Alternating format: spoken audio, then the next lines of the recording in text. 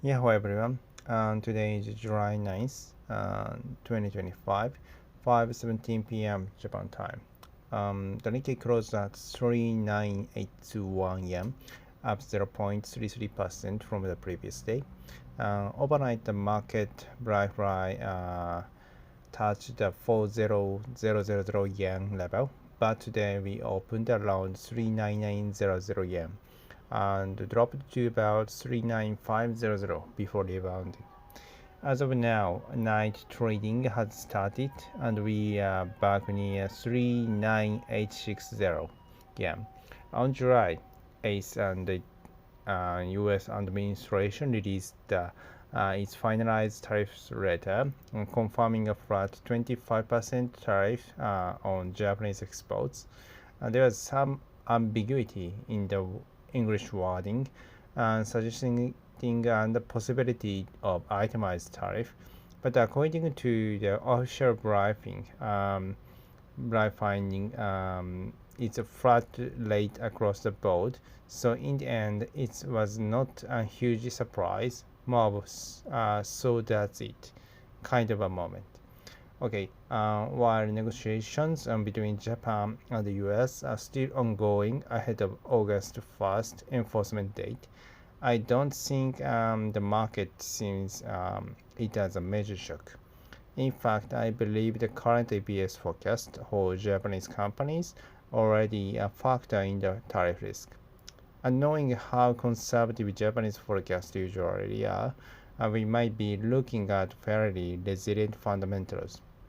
Meanwhile, interest rates have risen significantly in Japan, but if you look at the US, we are seeing rising employment alongside a strong electricity consumption, perhaps sign of AI-driven replacement already, and maybe that same structure shift is gradually surfacing in Japan as well. Okay, back to the market. Despite trade tension, the equity market looks surprisingly strong as we head into SQ this week. It's worth noting that the volatility index dropped significantly today, down to 23.6, and that's still high historically. Last year it was in the teens, but in recent weeks it's a relatively low level. That's along with solid EPS gives the impression of surprisingly resilient market. Occasionally, we get sharp drop, but those are usually followed by quick recoveries. So overall, the structure remains strong. And the real question now is, can we push past the 4000 level?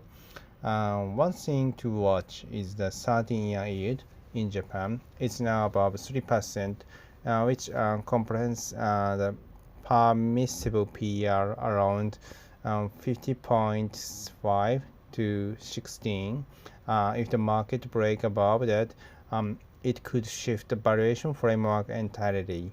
Assume there are many short positions around this cap, and so breaking it may trigger new dynamics. Oh, as for the US, the S&P remains strong, currently around 6226 dollar. US market again is stronger than Japan's, and the capital rotation back into equities is becoming more visible. Even though gold has weakened slightly, the equity markets in both the US and Japan remains firm. Looking at X, Trump's recent comments about a refinery stirred up concern, driving up bigs and insurance premiums across the market. In way, that's created a heavy insured market. Lots of downside protection, which may ironically make it easy for the market to rally. That could explain why downside risk feels limited right now.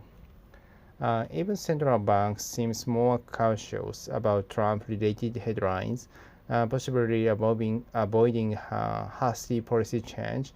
Overall, despite inflation and currency concerns, the market seems muscular, perhaps even to protect it. So Yes, we'll continue monitoring, but for now, the market remains strong.